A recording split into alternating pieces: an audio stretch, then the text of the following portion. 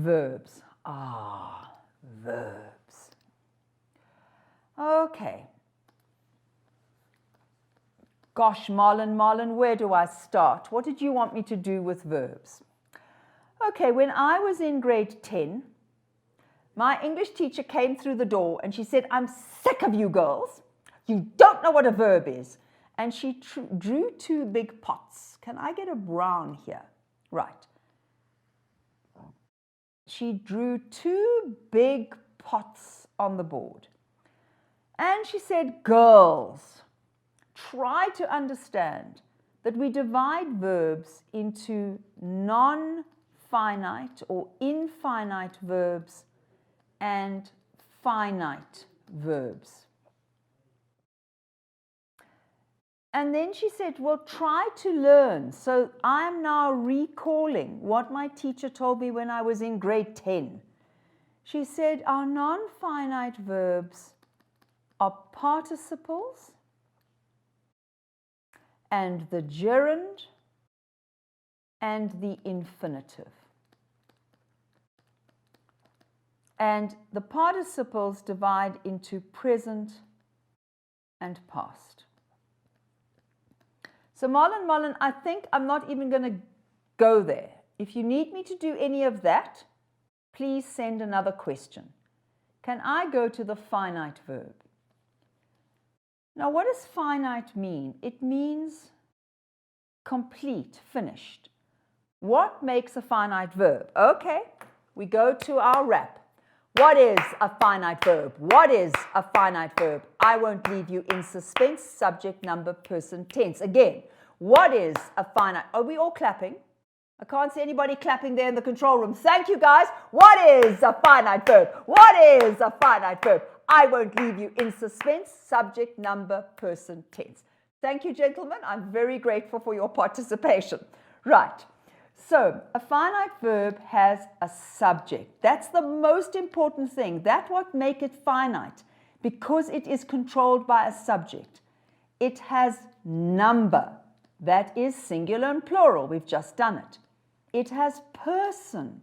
That is first, second, and third person. We've just done it. And then it has tense.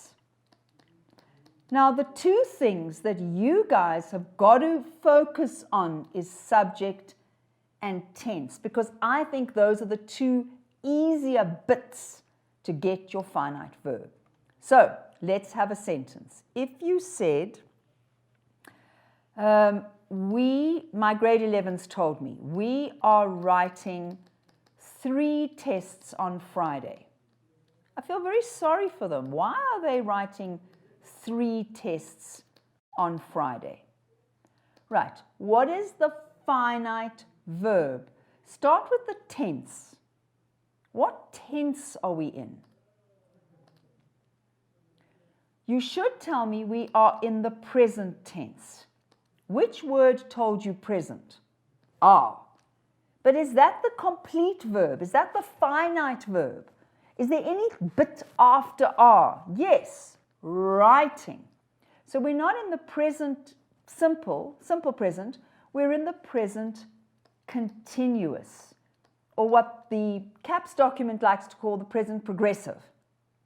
Right, so this is my finite verb. Does it have a subject? To find the subject of a finite verb, you ask who or what before the verb. So, who or what? I've got myself absolutely lost. I've gone way back there. Let me go down, down, down. Come down, come down, come down. Concords, brides, verbs. I've gone back to sanitizer. You know, honestly, the joys of technology. Am I there? Yes, I am. Hold my breath very slowly. Right. Who or what are writing? Answer? We. That's the subject. So, does it have a subject? Yes. It is Finite because it's controlled by a subject. Does it have a tense? Yes. All right, number, singular or plural? Plural. Person, first person. Okay. Now, Marlon, you need to give me some help. What do we get in FAL type questions? So let's just go to types of questions.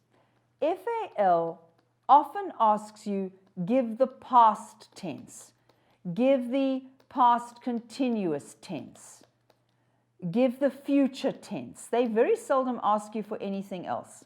So we are writing, give me the past tense, we wrote, give me the past continuous, we were writing, give me the future, we shall write. It's absolutely okay to say we will write because only English teachers like me know how to use shall, so don't even worry about it. And give me the future continuous, we will be writing or we shall be writing. So that's what you get in FAL. What do you get in home language? You often get something like, give me the verb from. So I can't think of anything. Easy words. Examination. Okay, give me the verb from examination. Now, home language students, how do you do this? Put it in a sentence. So say something like, remember, give it a tense. I shall, do you say I shall examination? No, I shall examine. So I shall examine, I don't know, the students today. So put it in a sentence and give it a tense, and I'm sure you'll find the verb. So Marlon, again, I'm not sure which examination you are writing, so difficult for me to tell you how it's going to be tested. What is the most important thing about verbs is that you must use them and use them well. So I want you to write in your writing paper. So this is paper 3. What must you remember? That strong verbs, and I'm shouting at you, that's why it's in caps, energize your writing. So the better the verb, and remember I also said nouns, like, so I felt a great deal of trepidation. You know, that's so much better than I was a little bit nervous before the exam. All right, so a good word doesn't have to be a big word either. Maybe it's a bad idea to give you this big Latin word. A little word. If you said flurry, that's another word that we had yesterday in class. A flurry of. So Marlon, there's your preposition. In English, it's always a flurry of. So what can we have? We can have a flurry of wind. So flurry is this. You know, I don't know how to explain this. So it's a lot of activity. So a flurry of wind would take the leaves and would shake them and throw them around. But we often say in English, a flurry of activity. So we were not working properly, and the teacher suddenly looked at us and there was a flurry of activity while everybody suddenly started working. All right? So it's that quick, swift, lots of energy going. All right, that's a flurry of. So it's not a big word. It's a little word, but it's such a nice little word. So do try to use good nouns and good verbs. Okay.